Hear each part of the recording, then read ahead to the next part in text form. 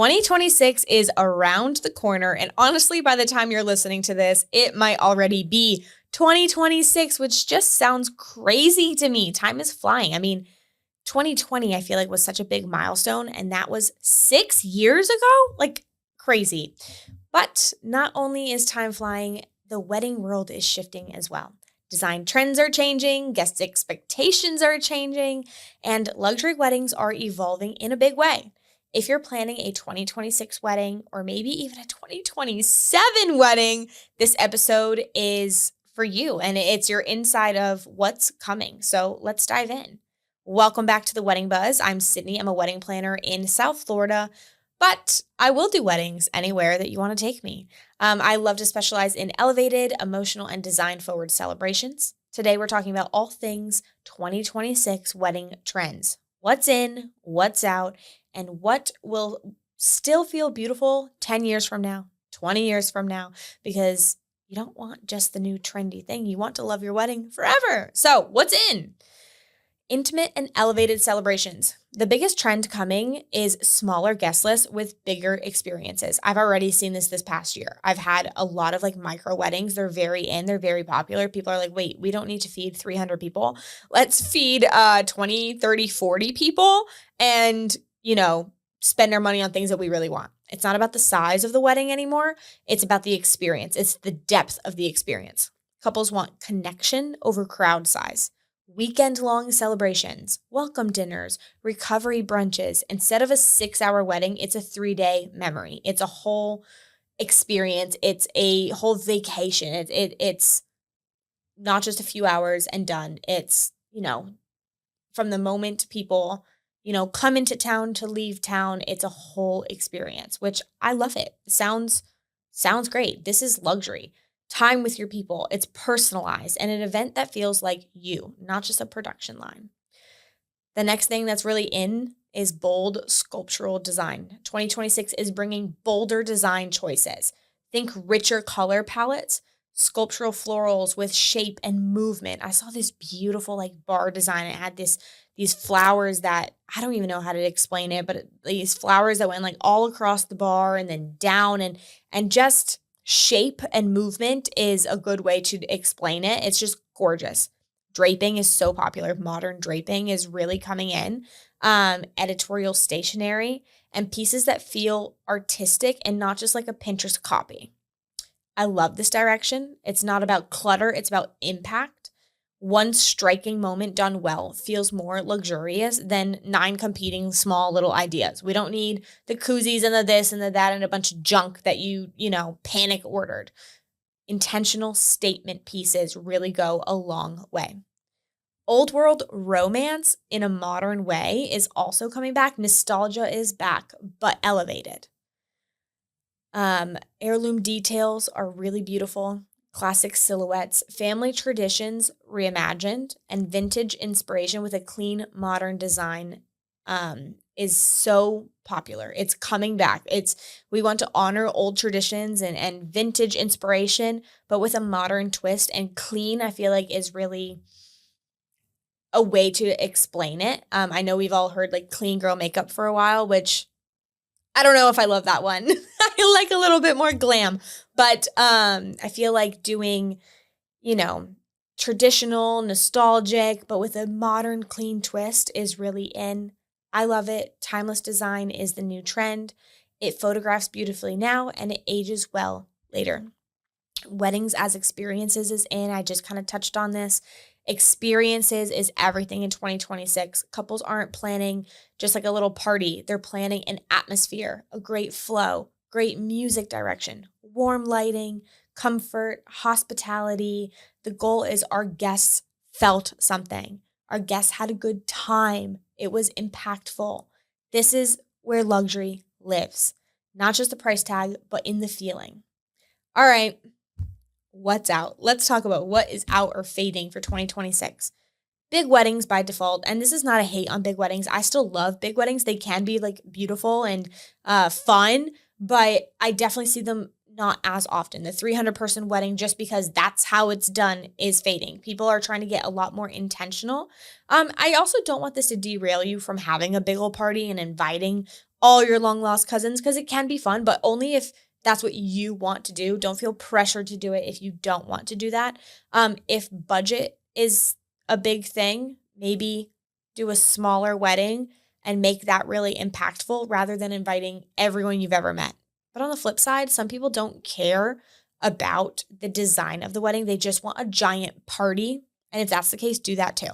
I just feel like in 2026, people are really going to do what they want, what feels right for them, and not just because doing something because it's a tradition or that's what their grandma wants. It's like, what do you guys really want? What will you really enjoy? What will be fun for you? Do that. That's in. Doing things because you have to do it that way. Get that out of here. We're done with that. Couples are questioning, what do we really want there? Like, who do we want there? What do I want? What kind of experience do we want? People want meaning, not just a head count.